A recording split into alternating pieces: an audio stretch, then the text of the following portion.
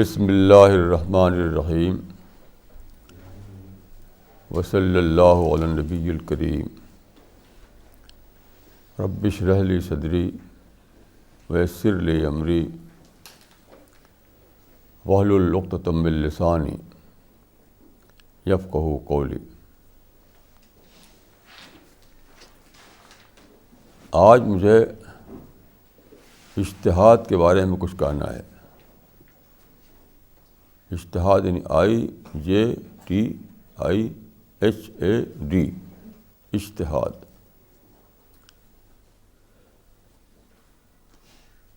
اجتہاد اسلام کا بہت ہی ایک امپورٹنٹ پرنسپل ہے۔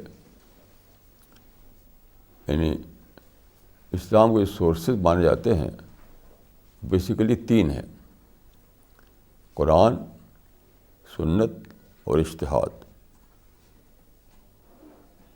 اس کو حدیث میں اجتہاد کہا گیا ہے اور قرآن میں اس کو استنباط کہا گیا ہے۔ تو اجتہاد کے بارے میں بہت لوگوں کے جو سوچ ہے وہ میں سمجھتا ہوں کہ کافی کنفیوژن ہے اس کے بارے میں، حالانکہ بہت ہی سمپل سی بات ہے۔ قرآن سنت تو آپ سمجھ رہے ہیں کہ قرآن جو ورڈ آف گاڈ ہے، اور سنت سے مراد ہے کہ رسول اللہ کی جو باتیں یا آپ کا جو ماڈل ہمیں ملتا ہے وہ سنت سے ملتا ہے۔ تقریباً یعنی قرآن میں 6000 سے کچھ زیادہ آیتیں ہیں اور حدیثوں کی تعداد تقریباً 50,000 ہے۔ یہ سب جو حدیثیں ہیں وہ اجتہاد کی مثالیں ہیں۔ یعنی قرآن میں خدا کا جو دین ہے اس کے بیسک پرنسپلس بتا دیے گئے ہیں، اس کی ڈیٹیل ہم کو ملتی ہے حدیث میں۔ تو حدیثوں کی تعداد تقریباً 50,000 ہے۔ اس سے آپ سمجھ سکتے ہیں کہ کتنی زیادہ باتیں ہیں اجتہاد کے معاملے میں۔ دیکھیں، اجتہاد کا جو ورڈ ہے تو عربک ورڈ ہے یہ۔ اس کا مطلب ہوتا ہے ٹو ایگزرٹ ونز اٹموسٹ، یعنی بہت زیادہ کوشش کرنا، کسی چیز کو سمجھنے کے لیے بہت زیادہ کوشش کرنا۔ ٹو ایگزرٹ ونز اٹموسٹ، یہ ہے اجتہاد کا مطلب۔ اب دیکھیں کہ اجتہاد کے لیے کوشش کا مطلب کیا ہے، کس کام کے لیے کوشش۔ تو اجتہاد اصل میں نام ہے اسلام کو اپنے نئے سچویشن میں ری اپلائی کرنے کا، ری تھنکنگ، ری اپلیکیشن، اسی کا نام ہے اجتہاد۔ تو اس میں آپ کو بہت زیادہ محنت کرنی پڑتی ہے، یعنی اپنے زمانے کے حالات کو جاننا۔ جیسے کہ حدیث میں آتا ہے کہ ان یکون بصیرا بزمانہ، کہ آپ جس ایج میں ہیں، جس سچویشن میں ہیں، اس کو بھرپور طور پر جاننا۔ اس کے لیے بہت زیادہ ایفرٹ کرنی پڑے گی۔ پھر دیکھیے، اپنے آپ کو ڈی کنڈیشن کرنا،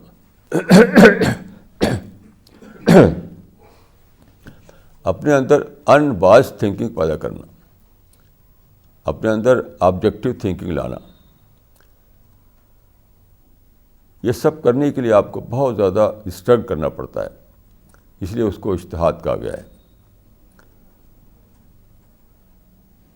دیکھیے، ہمارے جو اسلامی اسکالرس ہیں، جو علماء، وہ زیادہ تر یہ بتاتے ہیں کہ جو علماء متقدمین ہیں، یہ پچھلے جو علماء ہیں پچھلے زمانے کے، ان کی کتابوں کو خوب پڑھیں آپ، ان کی باتوں کو خوب جانیں آپ، تو آپ اجتہاد کرنے کے قابل ہوں گے۔ میں سمجھتا ہوں کہ یہ 50% ہے۔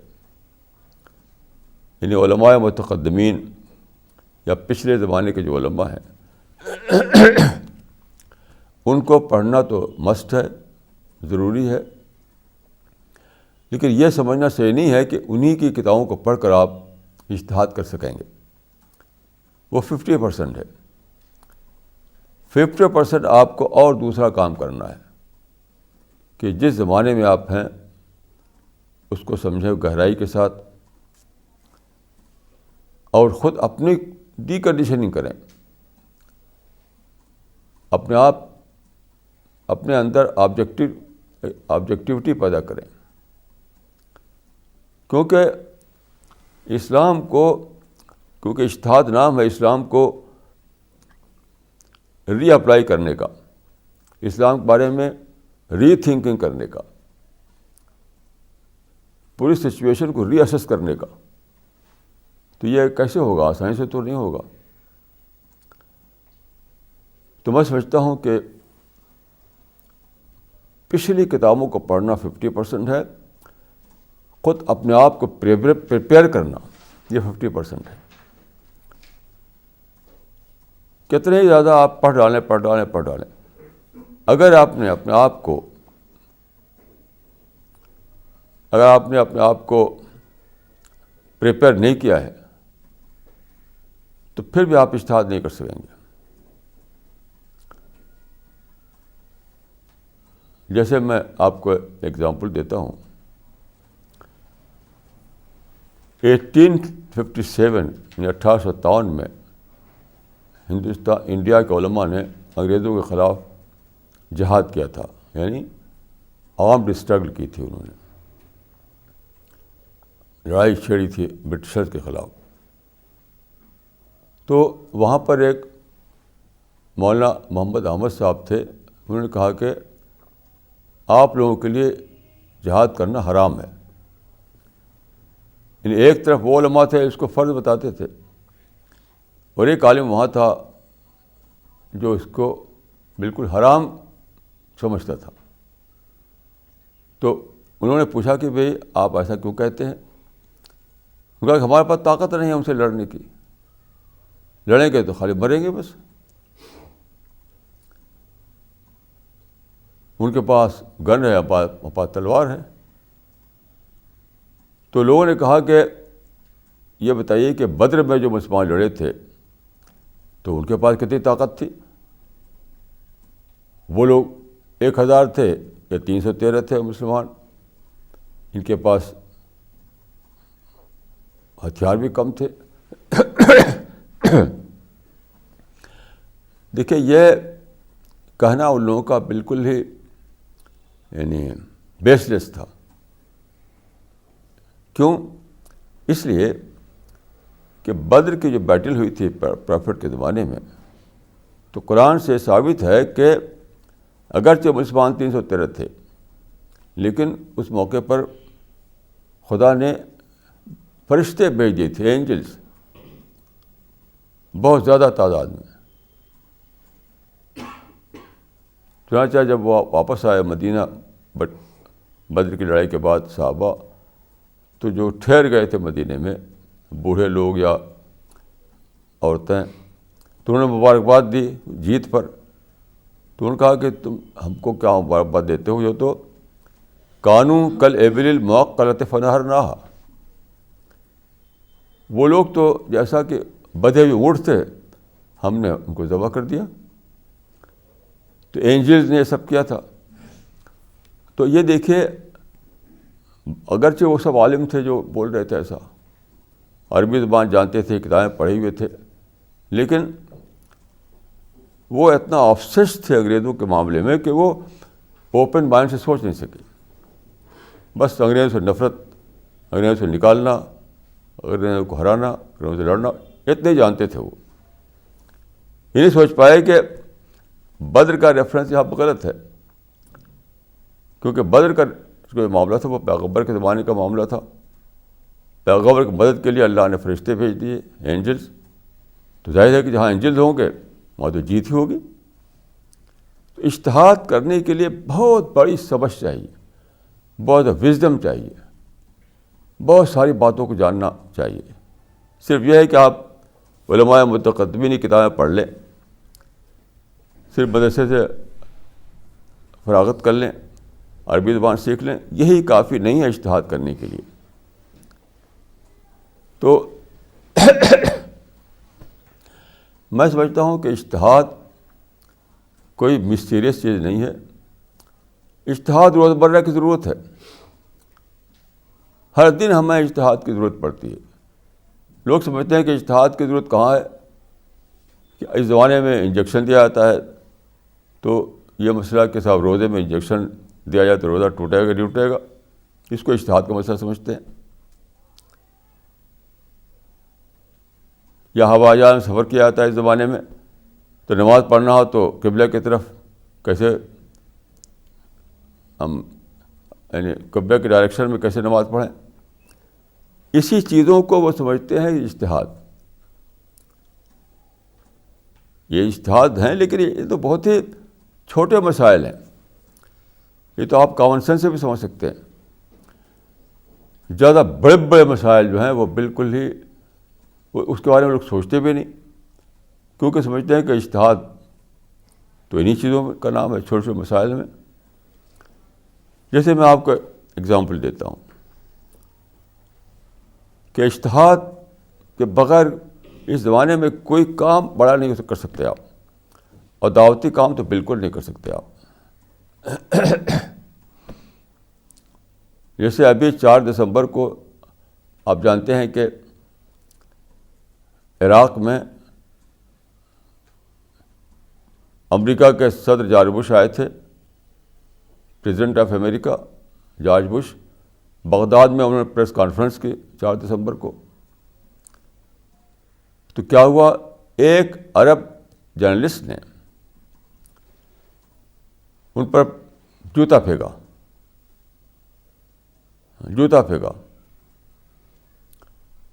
اور بالکل ان کے سر کے پاس جوتا پہنچا، لیکن وہ چونکہ سر جھکا لیا انہوں نے تو سر پہ ٹکرایا نہیں جوتا.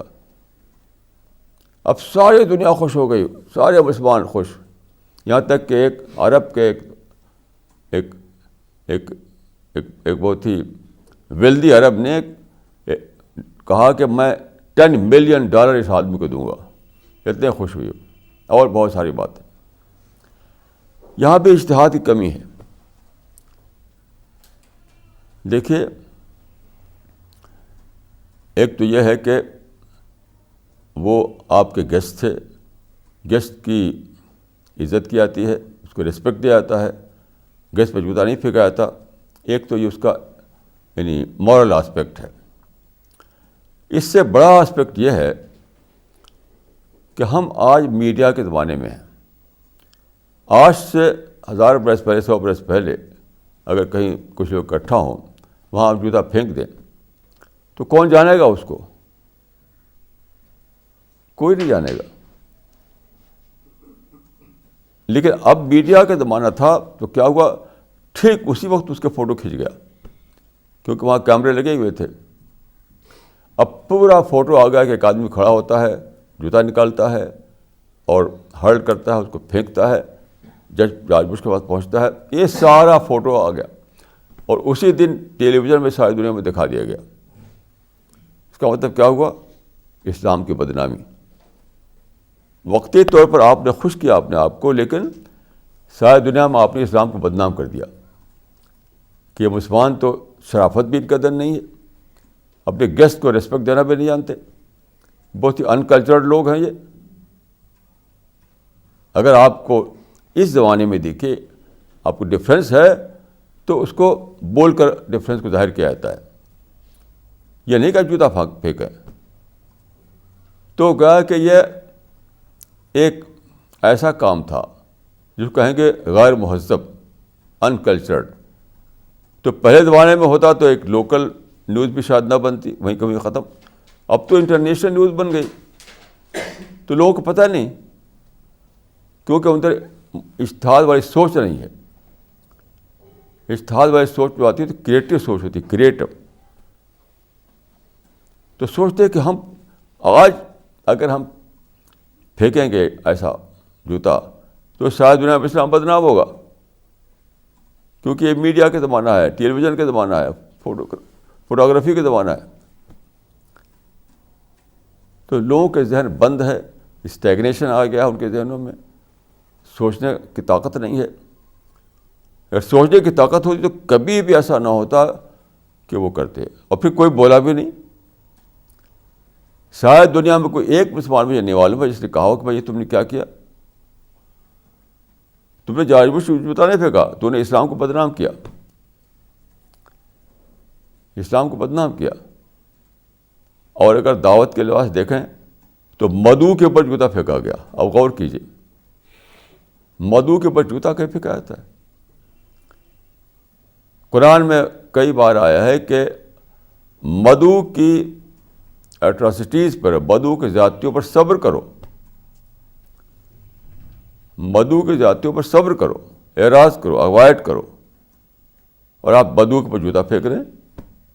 یہ تو بالکل جائز ہی نہیں اسلام میں. کیوں؟ لوگوں کے سوچ میں اسٹیگنیشن آ گیا ہے, اجتہادی انداز سوچنے کی طاقت نہیں ان کے اندر. اجتہادی طاقت سوچنے کا مطلب ہوتا ہے کہ ہمیشہ آدمی تیار رہتا ہے کہ نئی سچویشن میں پھر سے سوچے. جیسے میں ایک مثال دیتا ہوں آپ کو. رسول اللہ صلی اللہ علیہ وسلم نے اپنے زمانے میں ایک صحابہ کے ایک گروپ کو بھیجا. بنو قریظہ ایک قبیلہ تھا وہاں پر, یہودی لوگوں کا, وہاں بھیجا مدینے سے باہر. تو یہ لوگ روانہ ہوئے, غالباً دوپہر بعد روانہ ہوئے تھے. تو آپ نے جاتے ہوئے کہا ان سے کہ لا یصلین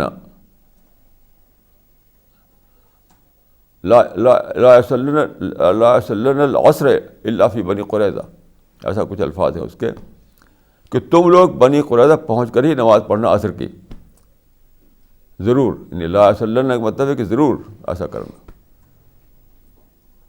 تم ہرگز نماز نہ پڑھنا جب تک عصر کی, جب تک تم بنو قریظہ پہ پہنچ نہ جاؤ وہاں پر. یہ کہا کر آپ نے روانہ کر دیا. آگے بڑھے تو معلوم ہوا کہ ابھی ہم پہنچے نہیں, اور سورج جو ہے وہ اس پر جو ریڈ ہو جاتا ہے, ڈوبنے کے قریب ہو جاتا ہے, وہ ٹائم ہو گیا. تو وہاں پر اختلاف ہو گیا. کچھ لوگوں نے کہا کہ نہیں بھی ہم وہیں پہنچ کر پڑھیں گے کیونکہ رسول اللہ نے ایسا کہا ہے. کچھ لوگوں نے اس کو ری تھنکنگ. انہوں نے کہا کہ یہ رسول اللہ کے جو کہا تھا ایمفیسس دینے کے لیے تھا. یہ اس کا مطلب تھا کہ بہت تیزی سے جاؤ, یہ مطلب تھا اس کا. یعنی ایک کہنے کا انداز تھا, کہ اسٹائل تھا, کہنا تھا کہ بہت تیزی سے جاؤ. تو آپ نے اس کو اس طرح کہہ دیا کہ عصر کی نماز وہاں پہنچے بغیر مت پڑھنا. تو کچھ لوگوں نے کہا ارادت تعجیل فی السیر, کہ آپ کا مطلب تھا چلنے میں بہت تیزی دکھاؤ. یہ نہیں کہ بس لٹرل طور پر لے لو اس کو. یہ تھا اجتہاد. تو اجتہاد کا مطلب ہوتا ہے کہ بار بار سچویشن نہیں آتی ہے, اس میں آپ کو ری تھنک کرنا پڑتا ہے. تو ری تھنکنگ میں اگر آپ کے مائنڈ جو ہے کھلا نہ ہو, اسٹیگنیشن ہو, آپ کے اندر بائس تھنکنگ ہو, آپ کنڈیشنڈ ہو, آپ انٹرسٹ سے اوپر اٹھ کر نہ سوچ سکتے ہوں, آپ کے اندر آبجیکٹیوٹی نہ ہو, تو آپ اجتہاد نہیں کر پائیں گے. یعنی اجتہادی انداز میں نہ سوچ پائیں گے. دوسرے شبدوں میں کہیں گے ری تھنکنگ کے لیے کریٹیوٹی چاہیے. تو کریٹیو ڈھنگ سے آپ سوچ نہیں پائیں گے. یہ ہے اجتہاد. تو اجتہاد کوئی مسٹیریس چیز نہیں ہے, وہ ہماری ڈیلی لائف کا ایک پارٹ ہے. کیونکہ لائف میں بار بار چینجز آتے ہیں, نئی سچویشن آتی ہے, تو ری تھنک کرنا پڑتا ہے. تو ری تھنکنگ کا جو پروسیس ہے اسی کو کہتے ہیں اجتہاد. اجتہاد means process of rethinking, process of reassessment, اسی کا نام اجتہاد ہے. اور اجتہاد کا ورڈ اس لیے بولا گیا کہ بہت ہی مشکل کام ہے, بہت زیادہ سوچنا پڑتا ہے, بہت زیادہ سنسیئرٹی چاہیے, بہت زیادہ آبجیکٹیوٹی چاہیے, بہت زیادہ کنسنٹریشن چاہیے, تب آپ صحیح اجتہاد کر پائیں گے. اب میں چند ایک اور ایگزامپل دیتا ہوں آپ کو. آج ہی مجھے صبح میں کئی بہت ہی اچھے ٹیلی فون ملے, وہ سب اجتہاد کو سمجھنے کے لیے بتاتا ہوں آپ کو کہ ڈیلی لائف میں کس طرح اجتہاد کام کرتا ہے. تو آج ایک کئی بہت اچھی نیوز ملی, کئی ٹیلی فون آئے کئی جگہ سے. جیسے دیکھیے, ایک ٹیلی فون مجھے آیا بنگلور سے. یعنی بہت ہی سمپل وے میں بتانا چاہتا ہوں میں آپ کو کہ اجتہاد کیا چیز ہے. تو بنگلور میں ہمارے مشن کی ایک ہیں سارہ فاطمہ, ان کے ہسبینڈ جو ہے وہ ملٹی نیشنل میں کام کرتے ہیں, تو یہ لوگ جڑ گئے ہیں بالکل مشن میں. تو ان کا ٹیلی فون آیا. یہ لوگ بہت دن سے کام کر رہے تھے, لیکن پہلے وہ کمیونٹی ورک کرتے تھے. کمیونٹی ورک مسلمانوں کو پڑھانا, مسلمانوں کے لیے کام کرنا, مسلمانوں کے اندر ان کی خدمت کرنا وغیرہ. تو اسی میں رہ رہے تھے. ملی ورک میں وہ ان کے صبح و شام جیتے تھے. ملی ورک ہی ان کا کام ہوتا تھا. اب کیا ہوا, مسلم ایریا پھر ہمارے مشین جڑی ہیں وہ آج. اب تو ایک مسلم ایریا میں انہوں نے ایک بک اسٹال لگایا, بک اسٹال. تو وہاں ایک ہندو سوامی آ گیا اتفاق سے, بائی چانس. انہوں نے دیکھا, ان کا بھی آئیڈیالوجی آف پیس اور سب یعنی پیس اینڈ اسلام, بہت ساری چیزیں دیکھی انہوں نے. تو انہوں نے کہا کہ صحیح اسلام کا یہ مطلب ہے. ہم تو سمجھتے ہیں کہ اسلام سے لڑنے بڑھنے کا مذہب ہے خالی. تو بہت اچھا لگا ان کو, کتابیں بہت پسند آئیں ان کو.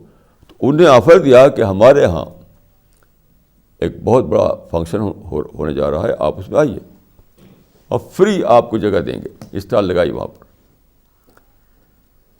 تو بنگلور میں ایک سوامی کا بہت بڑا آشرم ہے, کافی بڑا. ان کا میڈیٹیشن کا کام ہوتا ہے. دنیا بھر کے لوگ آتے ہیں میڈیٹیشن. تو ایک بہت بڑے ایریا میں ان کا آشرم ہے. تو اینول فنکشن ہوتا ہے, اس میں اسٹال لگتے ہیں. اسٹال زیادہ تر جو ڈفرینٹ جو ہندوؤں کے جو ڈفرینٹ جو پبلشرس ہیں یا ان کے ڈفرینٹ جو آشرم ہیں, ان کے ڈفرینٹ جو آرگنائزیشنس ہیں, تو اپنے بک اسٹال لگاتی ہیں وہ. تو ان کو انہوں نے کہا کہ آپ وہاں آئیے, ہم فری زمین دیتے ہیں آپ کو. اور انہوں نے ٹیبل وغیرہ بھی دے دیا. اب لگائی وہاں پہ اسٹال, اسلام کا میسج دیجیے وہاں پر. تو صاحب وہاں گئیں. ابھی وہاں چل رہا ہے 31 دسمبر کو ختم ہوگا وہ, ابھی وہ چل رہا ہے. تو انہوں نے بتایا کہ صبح فجر کی نماز پڑھ کر میں نکلتی ہوں اور رات کو آتی ہوں بہت دیر میں. سب بھیڑ لگی رہتی ہے اس ٹیل پہ. انہوں نے بتایا کہ سب سے زیادہ بھیڑ ہمارے اسٹال پر رہتی ہے. وہاں قرآن کا ٹرانسلیشن ہے, وہاں کا چھپا ہوا لٹریچر ہے, یہ ساری کتابیں جو اب بروشر ہے, پمفلٹ ہے, یہ سب چیزیں ہیں وہاں پر. اور وہ لوگ خرید کر لے رہے ہیں, خرید کر کے. ایسا نہیں کہ فری بانٹ رہی ہیں, وہ خرید کر لے رہے ہیں. اور کتابیں جو ہے کم پڑ گئی, بار بار منگانا پڑتا ہے ان کو. انہوں نے کہا کہ ہندو لوگ آتے ہیں, کہتے ہیں کہ آپ اب تک کہاں تھے آپ لوگ کیوں اپنی سیل میں رہتے ہیں, کیوں مسلمانوں میں رہتے ہیں آپ لوگ؟ باہر آئیے, ہم لوگوں میں آئیے, ہم لوگوں کو بتائیے کہ اسلام کیا ہے. اب دیکھیں کہ وہ جو ہے یا ان کے ساتھی اس بات کو نہیں جانتے تھے. وہ سمجھتے کام جو ہے وہ تو مسلمانوں میں کرنا ہے. ان کو سمجھتے کہ مسلمان ریسیپٹیو ہیں. یہ بہت بڑی بات میں آپ کو عرض کر رہا ہوں, سمجھیے. عام طور پر مسلمان سمجھتے ہیں کہ ریسیپٹیو سے مسلمان رہے گا اسلام کے لیے. وہ لوگ کیا کریں گے؟ یہ ایک آبسیشن ہے, آبسیشن کہ اسلام کے لیے ریسیپٹیو ہوگا تو مسلمان ہوگا. ہندو کیوں ہوں گے, کرسچن کیوں ہوں گے, دوسرے مذہب کے لوگ کیوں ہوں گے؟ یہاں کیا ہے, بصیرم بے زمانے ہی نہیں ہیں یہ لوگ، زمانے سے واقف نہیں، زمانے کو جانتے نہیں. دیکھیے یہ زمانہ جو ہے اس کی ایک بہت بڑی ایک اس کی ایک فنامنا ہے، ایک صفت ہے، وہ ہے اسپرٹ آف انکوائری. نیوٹن نے جب دیکھا کہ سورج سیب گرا اور اس نے گریوٹی کو ڈسکور کیا تو that was beginning of this spirit. تو یہ پورا سائنٹیفک دور جو ہے وہ کیا ہے؟ اسپرٹ آف انکوائری کا مینیفیسٹیشن ہے. نیچر کو ڈسکور کرنا، پھر بڑھتے بڑھتے ہسٹری کو ڈسکور کرنا، ریلیجن کو ڈسکور کرنا. یعنی پورا ایج جو یہ ہمارا ہے وہ اسپرٹ آف انکوائری اس کا مزاج ہے. مزاج ہے اس زمانے کا اسپرٹ آف انکوائری. تو وہ لوگ جس طرح سے سائنٹیفک فیلڈ میں نیچر کے اس میں چھان بین کرتے ہیں، سروے کرتے ہیں، جاننے کی کوشش کرتے ہیں نئی نئی باتوں کو، اسی طرح مذہب میں بھی جاننا چاہتے ہیں. وہ زمانہ ختم ہو گیا جب آدمی صرف اپنے مذہب کو جانتا تھا، اپنے مذہب کو پڑھتا تھا. اسپرٹ آف انکوائری والا زمانہ نہیں تھا. وہ سائنس نے ایک بہت بڑا کام کیا ہے، بہت بڑا. اس نے ایک نیا ایج پیدا کیا ہے، نیا ایج، جس کو میں کہوں گا اسپرٹ آف انکوائری کا زمانہ. اس سے لوگ بہت زیادہ وہ ہیں، ہمیں جاننا چاہیے دوسرے مذہب کو، دوسرے فلاسفیز کو، دوسرے سسٹم کو. اس لیے وہاں انہوں نے بتایا کہ جس ایریا میں یہ ہے اس کو مشہور تھا کہ جو برہمنوں کا ایریا ہے، RSS کا ایریا ہے، مسلمانوں کو گھر بھی نہیں دیتے، یہ مشہور تھا اس کے بارے میں. بنگلور کا یہ ایریا جو ہے بہت ہی اچھا ایریا مانا جاتا ہے وہ، کہ وہاں برہمن لوگ رہتے ہیں، RSS کو لوگ رہتے ہیں، ایکسٹریمسٹ ہندو رہتے ہیں وہاں پر، اور مسلمانوں کو وہاں پر وہ گھر بھی نہیں دیتے. اتنے جانتے تھے مسلمان اس کے ایریا کے بارے میں. بس اس سے اوپر جو سب سے بڑی بات ہے وہ اسپرٹ آف گاری والی بات، یہ ایج اسپرٹ اس کی بات، یعنی اسپرٹ آف دا ایج کی بات، اس سے بے خبر تھے. بس چھوٹی سی باتوں کو جانتے، چھوٹی سی بات. کوئی گیا وہاں پر، میں تم تو گوشت کھاتے ہو، یہاں تو ہڈیاں پھینکو گے، نہیں ہم تم کو کر دیں گے. بس مشہور ہوگا کہ مسلمان کو گھر نہیں دیتا. یعنی ایک واقعے کو مسلمان جنرلائز کرتے ہیں. کوئی مسلمان اس ایریا میں گیا، اس کو ایک فلیٹ لینا تھا، تو اسے پوچھا کہ تم مسلمان ہو تو بتاؤ کہ تم تو میٹ کھاتے ہو گے. تو کہا ہاں. تو میٹ کھاؤ گے تو ادھر ہڈیاں پھینکو گے، کبھی ہڈیاں لے کر کے ہمارے گھروں میں ڈالیں گے، ہم تم کو کر نہیں دے سکتے. اس کو خوب مشہور کیا، اس کو جنرلائز کر دیا. ارے بھائی اس ایریا میں تو مسلمان کو جگہ نہیں دیتے. پر یہ تو ایک پرسن سے چھوٹا ایک واقعہ تھا. زیادہ بڑی بات وہ تھی جو اس کو میں کہوں گا اسپرٹ آف دا ایج، وہ زیادہ بڑی بات تھی. یہ تو بہت چھوٹی سی بات تھی. تو چونکہ اجتہادی سوچ نہیں ہے، کریٹیوٹی نہیں ہے، حالات سے اوپر اٹھ کر کے سوچنے کا مادہ نہیں ہے، ری تھنکنگ نہیں ہے، اسی میں انہوں نے خود آفر نہ کیا ہوتا تو یہ جاتی بھی نہیں وہاں پر. وہاں اینول فنکشن ہوتا ہے اور ساری دنیا کے لوگ آتے ہیں وہاں پر، پڑھے لکھے لوگ آتے ہیں. وہ بتایا کہ لوگ ہمارے پاس آتے ہیں، ہندو لوگ وہ بہت کہتے ہیں کہ ہم بہت آبھاری آپ کے ہیں کہ آپ نے ہم کو اوسر دیا کہ ہم اسلام کو پڑھ سکیں. یہ کہتے ہیں وہ لوگ. اتنا خوش تھے کہ خوشی کے والے آنسو نکلا چلا جاتا ان کی آنکھ سے. تو کیونکہ مسلمانوں میں اجتہادی اسپرٹ نہیں. اجتہادی اسپرٹ والا آدمی کیا کرتا ہے، اپنا جو یعنی ہر آبسیشن سے اوپر کر سوچ پاتا ہے، آبسیشن سے اوپر اٹھ کر سوچ پاتا ہے، اپنی کو ڈی کنڈیشن کر کے سوچتا ہے. وہ پھر سے چیزوں کو جاننے کی کوشش کرتا ہے، ری تھنکنگ کرتا ہے. وہ تو مسلمانوں میں ختم ہے ہی نہیں بالکل. میں سمجھتا ہوں کہ یہاں سے لے کے امریکہ تک کسی میں بھی نہیں ہے اسپرٹ، یہاں سے لے کے یورپ تک، یہاں سے لے کے آسٹریلیا تک کسی میں نہیں.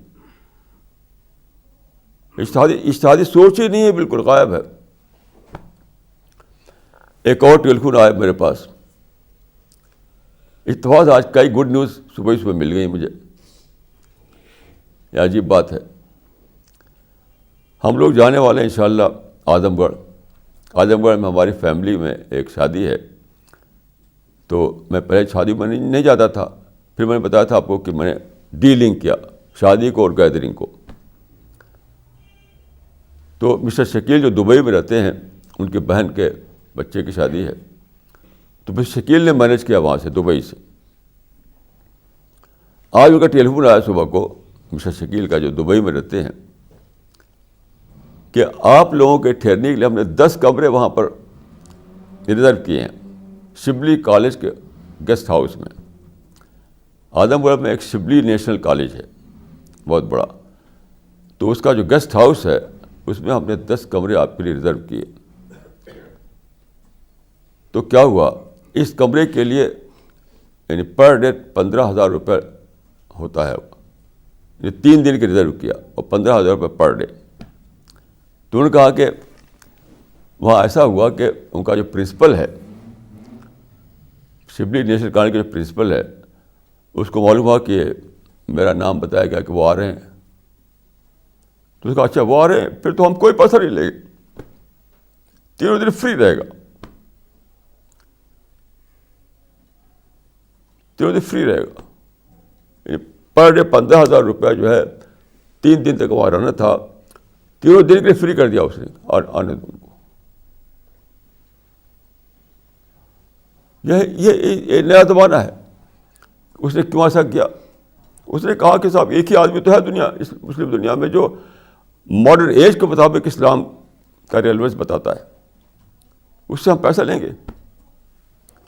مسلم دنیا میں کون ہے ان کے سوا جو ماڈرن ایج یہ بتاتا ہو کہ اسلام آج بھی ریلیونٹ مذہب ہے، آج سے ریلیونس اس کو بتاتا ہو.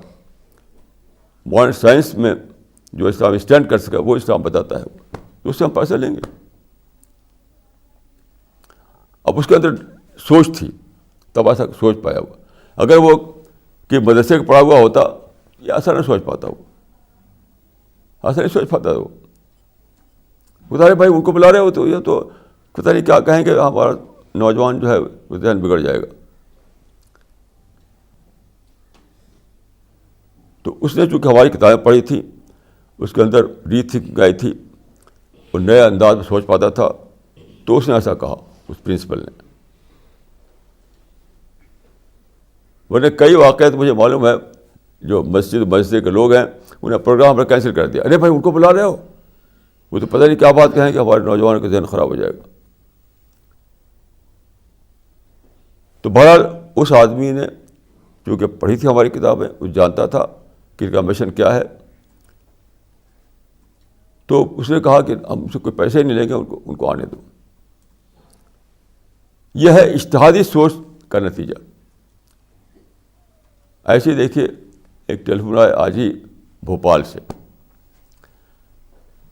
بھوپال میں ہمارا ایک گروپ ہے، آپس میں بڑا ان کا ڈفرینس ہو گیا تھا، آپس میں دور ہو گئے تھے ایک دوسرے سے. بھوپال کے جو ساتھی ہمارے ہیں، تو انہوں نے بتایا کہ میں نے سب کو اکٹھا کیا ساتھیوں کے. کل ان کو انہوں نے ہمارا کوئی پڑھ کر سنایا.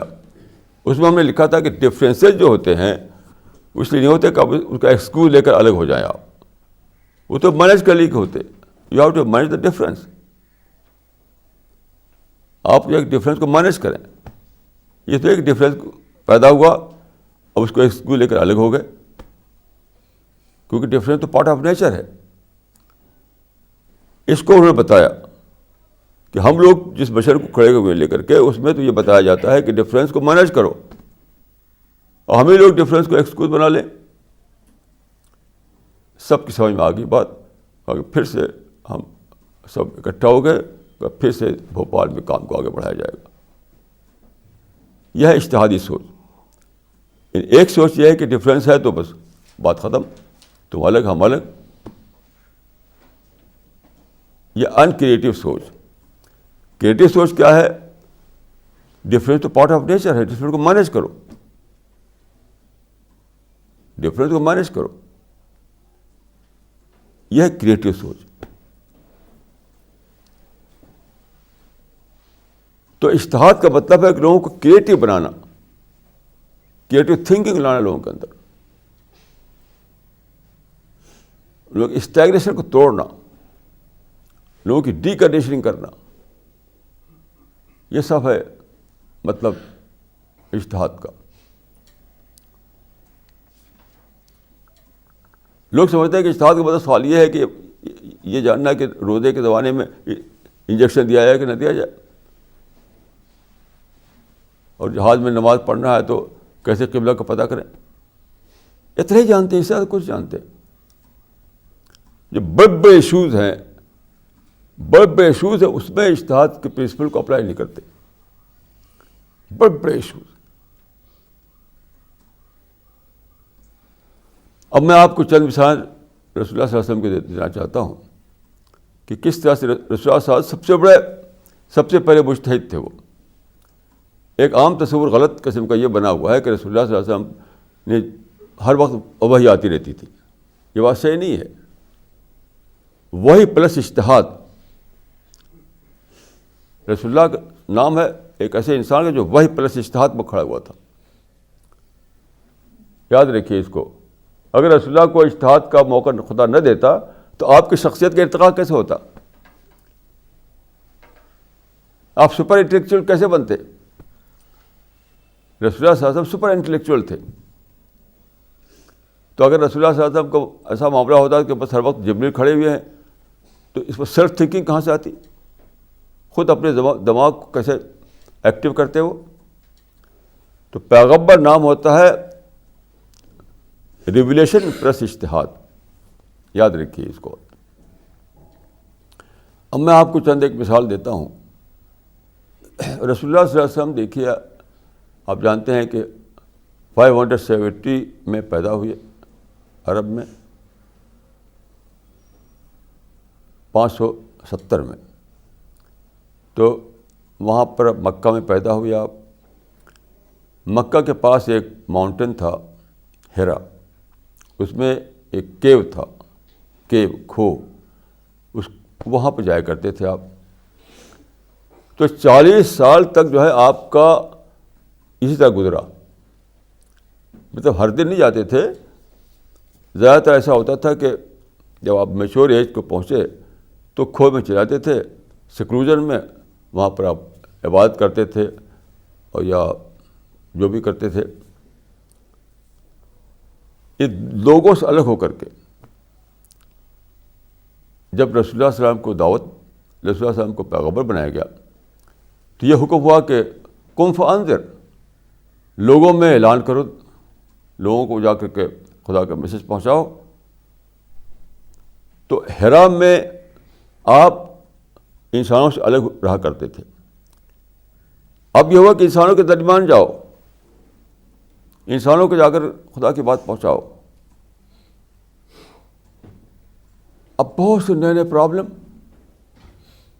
پہلا پرابلم یہ تھا کہ مکے میں کہاں ایک ایک انسان کو تو ان کے جا کر مل سکتے ہیں, لیکن گیدرنگ کہاں ملے گی؟ ایک ہے انڈیویجول کو کہیں پا جائیں, ایک آدمی کہیں ہے جا کر اس کو بتا دیا, لیکن گیدرنگ کہاں ملے گی؟ تو مکے میں گیدرنگ کا صرف ایک ہی جگہ تھی, وہ تھی کعبہ. کیوں؟ 360 بت تھے وہاں پر, 360.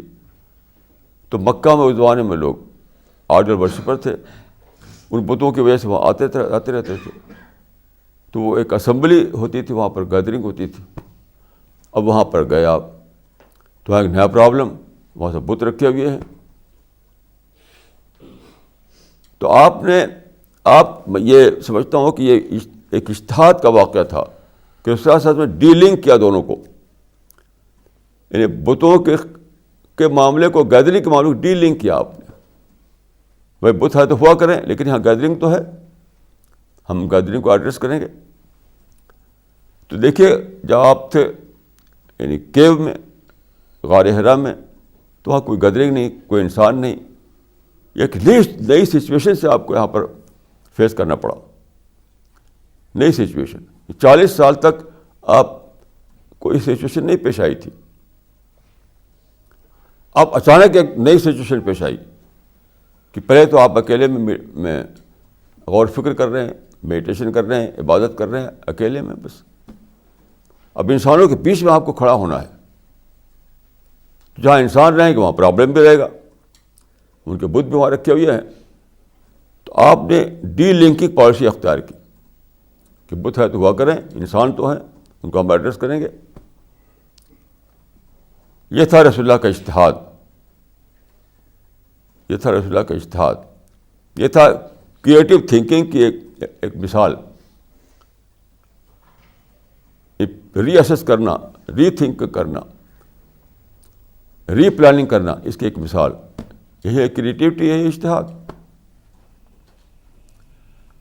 اب آپ دیکھیے رسول اللہ صلی اللہ علیہ وسلم دعوتی کام کرتے ہیں, وہاں بہت لوگ آپ کے اپوز کرتے ہیں. کچھ لوگ آپ کو مانتے ہیں, کچھ لوگ نہیں مانتے. پھر بہت سی باتیں ہوتی ہیں جن کو آپ جانتے ہیں, اپنی کتابوں میں پڑھا ہے. 13 سال بیت جاتے ہیں. آخر میں کیا ہوتا ہے؟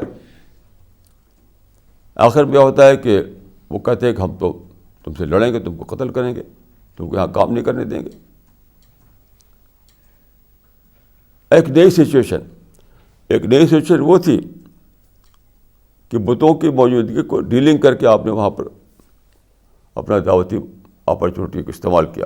اب پھر ایک نئی سچویشن کہ وہ لوگ لڑنے پر تیار ہیں, وہ لوگ تلوار لے کر نکل پڑے ہیں, ہم کیا کریں؟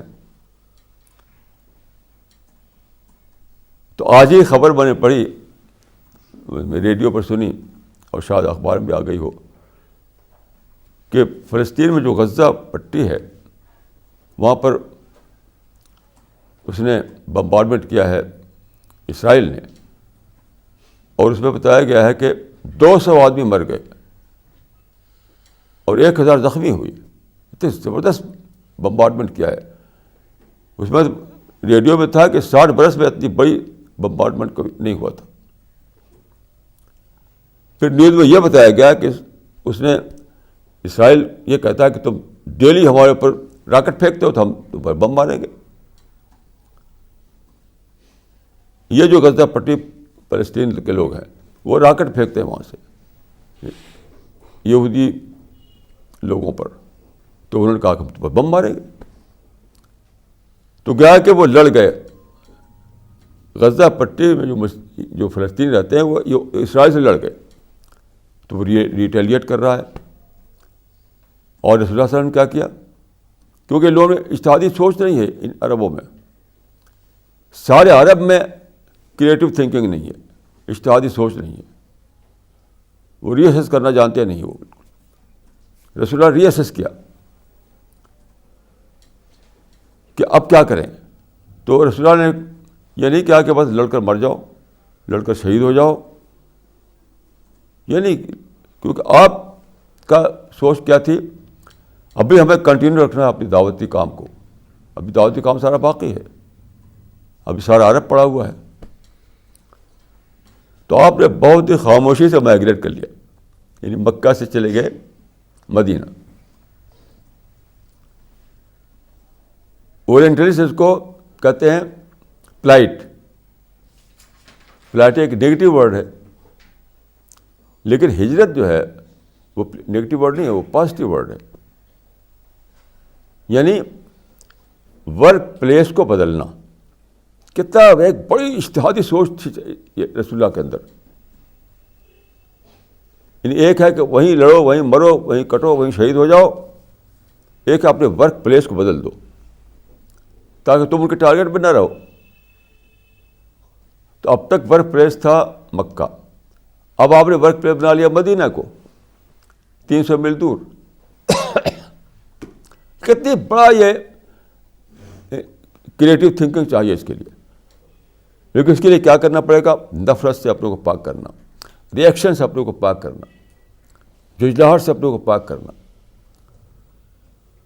ہیٹ سے, نگیٹیوٹی سے پاک کرنا اپنے آپ کو. تب آپ سوچ پائیں گے اتنی بڑی بات کہ ہم ورک پلیس بدل دیں, ہم لڑ کر مریں کیوں.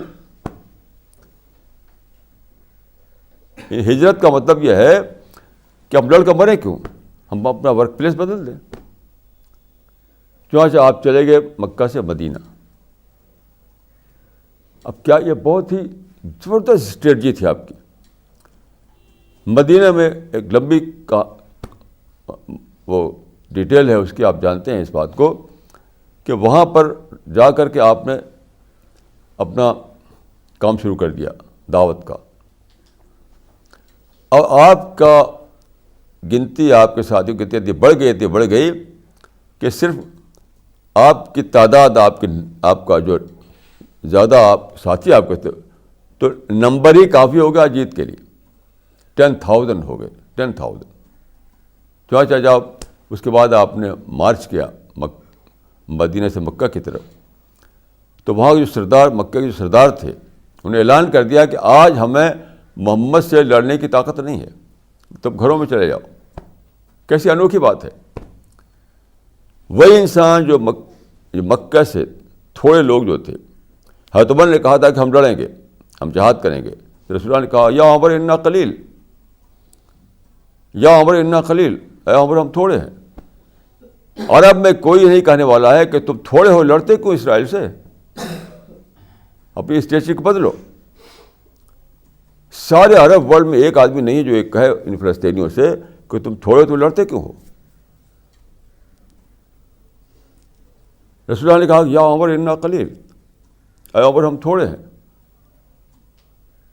تو تھوڑے ہیں تو اس کو معنی ہے کہ ہم یہاں لڑیں گے نہیں، ہم اپنی ورک پلیس کو بدل لیں گے.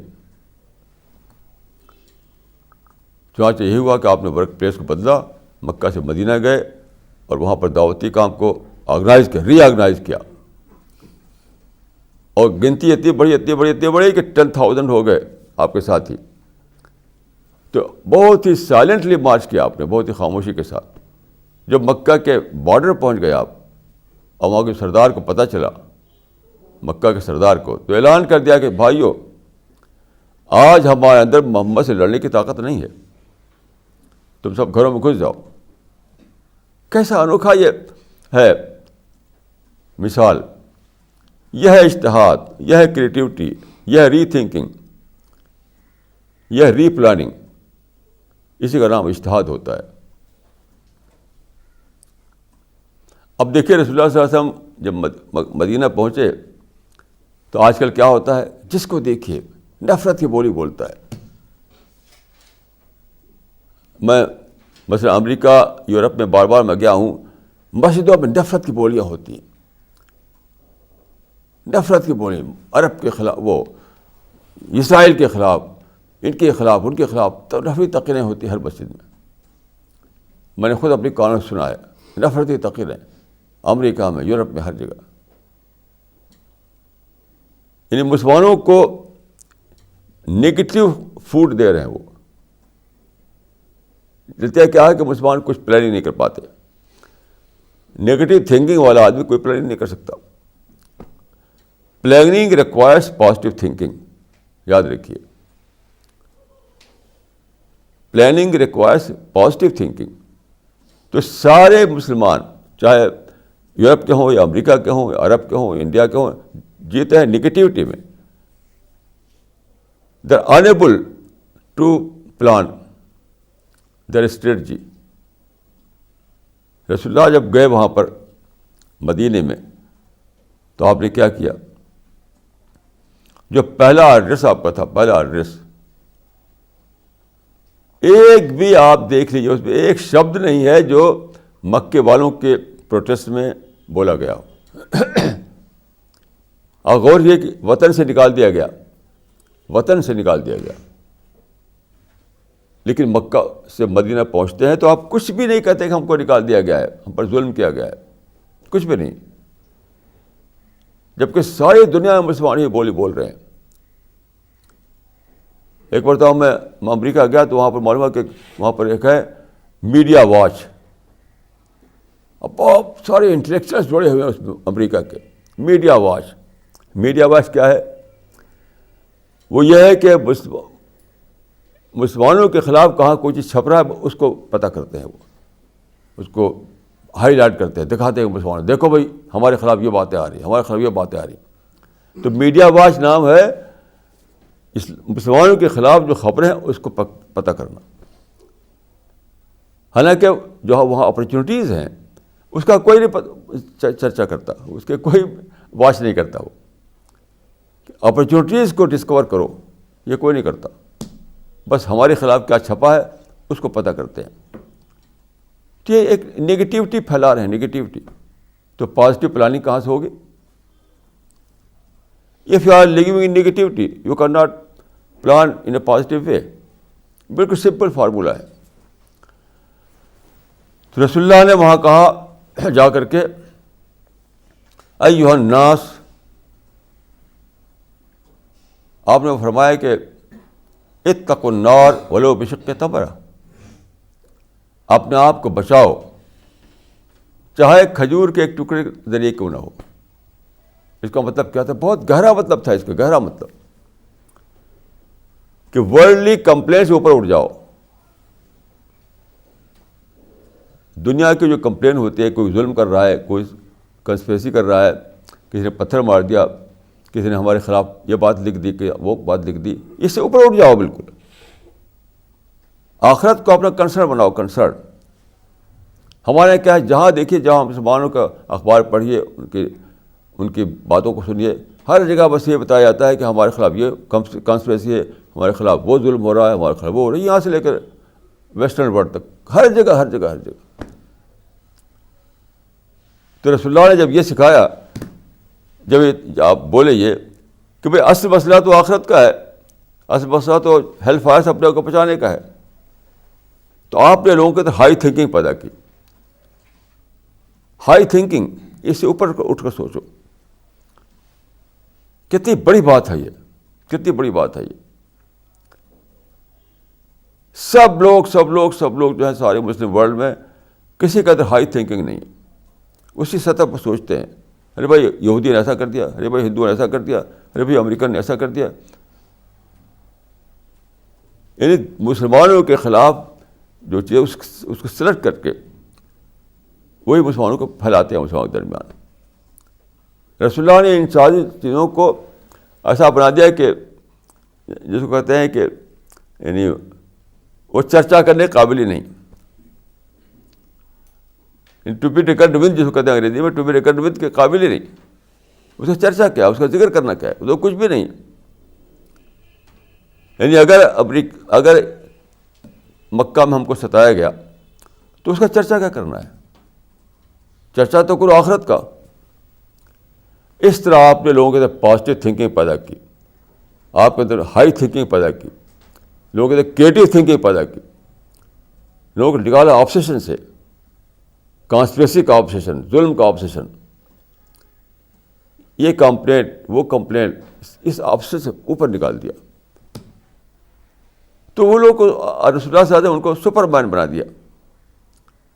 ایک ایک آدمی سپر مین بن گیا. دیکھیے مین کو سپر مین بنانے کا فارمولہ کیا ہے؟ مین کو سپر مین بنانے کا فارمولہ کیا ہے؟ High thinking. High thinking.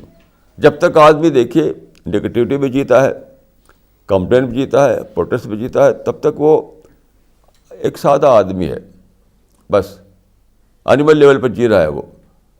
اور جب اس سے اوپر اٹھ گیا وہ تو سپر مین بن گیا وہ. تو ہائی تھنکنگ جو ہے وہ آدمی کو سپر مین بناتی ہے. ہائی تھنکنگ سپر مین بناتی ہے آپ کو. اکثر جو ہسٹورین ہیں وہ لکھتے ہیں کہ عرب جو ہے وہ ایک سلیپنگ کنٹری تھا, سلیپنگ نیشن تھا. کوئی ان لوگوں نے کوئی بڑا کام نہیں کیا تھا. لیکن رسول اللہ کے بعد ایک آدمی ہیرو بن گیا.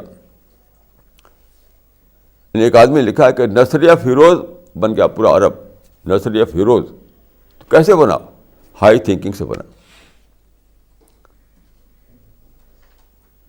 یعنی یہ بات تو لکھی ہے ہسٹورین نے کہ عرب جو ہے رسول اللہ کے بعد نرسری آف ہیروز بن گیا. کسی نے لکھا کہ نیشن آف ہیروز بن گئے سارے لوگ. لیکن کیسے بنا؟ وہ بنا ہائی تھنکنگ سے، کریٹو تھنکنگ سے، اجتہادی طرز فکر سے. آج کل کوئی جانتا بھی نہیں کہ یہ ہے، کیونکہ اجتہاد کا مائنڈ نہیں ہے لوگوں کے مائنڈ میں. اجتہاد یعنی لوگوں کے مائنڈ میں اسٹیگنیشن آ گیا، اسٹیگنیشن، جمود. جہاں ذہن میں جمود ہو وہاں آپ اجتہاد نہیں کر سکتے، وہاں تو کریٹیوٹی نہیں ہوگی آپ کے اندر. تو پھر آپ اونچی اونچی بات بھی نہیں سوچ سکتے ہیں، اونچی بات نہیں سوچ پائیں گے آپ. پھر آپ دیکھیے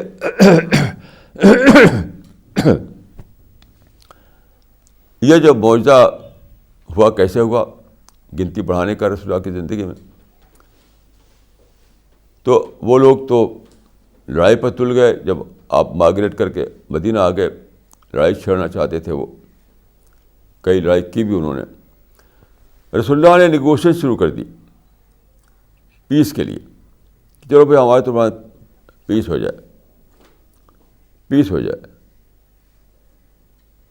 اس میں ایک بہت بڑا راز تھا کہ اگر جنگ رہتی ہے تو وہ لوگ ہتھیار زیادہ ہے، گنتی زیادہ ہے، ان کے ساتھی زیادہ ہیں تو وہ جیتیں گے. اور اگر پیس ہو جاتی ہے تو کیا ہوگا؟ دین آئیڈیالوجی ول پریویل. آئیڈیالوجی کی پاور جو ہے وہ ورک کرنے لگے گی. ابھی تو ہتھیار کا پاور ورک کر رہی ہے جب تک لڑائی چل رہی ہے، اور جب پیس ہو جائے گا تو آئیڈیالوجی کی پاور ورک کرے گی. تو اس کو میں ایک قصہ میں نے پڑھا ایک بار. وہ قصہ بہت اچھا اس کو السٹریٹ کرتا ہے کہ ایک لومڑی میں ایک سارس میں دوستی ہوئی. تو لومڑی نے کہا کہ چلو ابھی کھیر پکاتے ہیں. تو کھیر پکائی گئی اور اس پہ رکھ دی گئی، یعنی کھلے برتن میں، ایسی پلیٹ میں، بڑی پلیٹ میں. تو لومڑی نے خوب کھایا، اور سارس کی لمبی چونچ ہوتی ہے، اس کو کچھ ملے ہی نہیں. وہ چونچ ادھر ادھر کرتا رہا. جب اس طرح کھلی پلیٹ میں رہے گی تو سارس نہیں کھا پائے گا، لومڑی خوب کھائے گی. تو سارس نے کہا کہ تو بڑا بیوقوف بنایا اس نے. تو سارس نے کہا اچھا پھر کھیر پکاتے ہیں. تو اس نے کیا کیا کھیر پکائی کہ ایک بار اس کو لگ دیا سراہی میں، جیسے کہ اس طرح سراہی جو ہوتی ہے، پتہ نہیں آپ لوگ سراہی سمجھتے ہیں کہ نہیں سمجھتے ہیں، لمبا اس کا ہوتا ہے. تو اس کے بعد اس نے چونچ ڈال دیا اس کے اندر اور لگا کھانے. اور لومڑی سے کہا تم بھی کھاؤ. تو لومڑی کے سراہی میں کیسے کھائے وہ؟ تو اگر کھیر جو ہے پلیٹ میں ہو تو لومڑی کے حصے میں آئے گئی، اور کھیر اگر سراہی میں ہو تو سارس کے حصے میں آئے گی. یہ تھا وہاں معاملہ. اگر مقابلہ لڑائی کے میدان میں ہو تو وہ جیتنے کی پوزیشن میں تھے، اور مقابلہ آئیڈیالوجی کے میدان میں آ جائے تو رسول اللہ کے ساتھی جیتنے کی پوزیشن میں آتے تھے. یہ تھا معاملہ. یہ کیسے سوچ پائے آپ؟ کیونکہ آپ کے اندر بہت زیادہ اجتہادی طاقت تھی، بہت زیادہ کریٹیوٹی تھی، بہت زیادہ یعنی کھلے ذہن سے سوچ پاتے تھے آپ، بہت زیادہ آبجیکٹو مائنڈ تھا آپ کا. یہی ہم چاہتے ہیں مسلمانوں کو دلانا. آج کا مسلمان بالکل یعنی اسٹیگننٹ اس میں جی رہے ہیں، اسٹیگنیشن میں جی رہے ہیں. کوئی کریٹیوٹی نہیں. یہاں تک یہ بھی نہیں کہانی کی پوچھیں کہ آئی واز رانگ. میں ڈیلی ایسے مسلمان ملتا ہوں کہ کوئی بات مجھ سے کہی جاتی ہے، نہیں کہہ پاتے کہ بھائی اب تک تو ہم نہیں سمجھ پاتے، اب سمجھ میں آیا، آئی واز رانگ. یہ بھی نہیں کہہ پاتے. اپریشیٹ کرنے کی پوزیشن بھی نہیں ہے وہ، ڈیو ٹو دس اسٹیگنیشن. آج کل کے مسلمانوں کا حال یہ ہے کہ اپریشیٹ کرنے کی پوزیشن بھی نہیں. تو بہرحال ہمیں مسلمانوں کے اندر ری تھنکنگ لانا ہے، ان کے اندر کریٹیوٹی لانا ہے.